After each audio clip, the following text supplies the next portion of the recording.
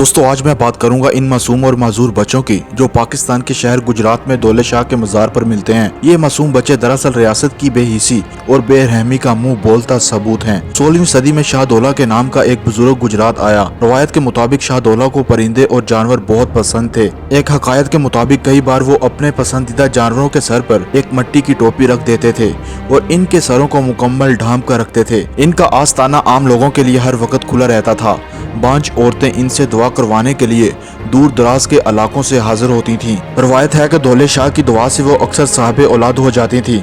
अब इस बात में हकीकत कितनी है वो तो अल्लाह ताला ही जानते हैं। बेशतर वालिदैन अपने पहले बच्चे को इस आस्ताने के लिए वक्फ कर देते थे।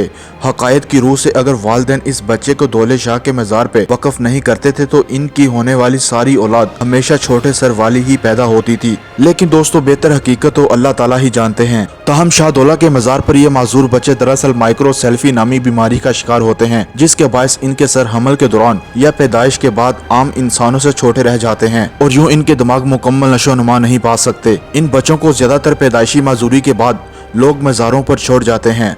अलबत्ता माजी में लोग रवायत के मुताबिक अपने पहले पैदा होने वाले बच्चे को हम परस्ती के बायस इन मज़ारों पर छोड़ जाते थे, जिनके सरों पर पेशा वराना गदागरी के गैंग लोहे के खोल चढ़ाकर इनकी जहनी नशोनुमा रोक देते या सेहतमंद बच्चों को फरोख्त करके इनकी जगह इस बीमारी का शिकार बच्चे मज़ार पर भीख मांगने के लिए ले आते।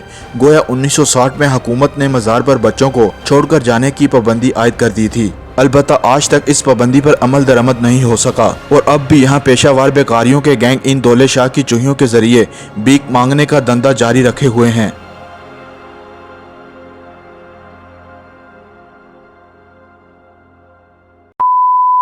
दोस्तों वीडियो पसंद आई हो तो वीडियो को लाइक ज़रूर कर दें और मज़ीद ऐसी इंटरेस्टिंग और इन्फॉर्मेटिव वीडियो देखने के लिए इस चैनल को सब्सक्राइब ज़रूर कर लें और साथ बने बेल आइकॉन पर भी हिट कर दें ताकि इस चैनल की आने वाली हर नई वीडियो का नोटिफिकेशन आपको मिलता रहे।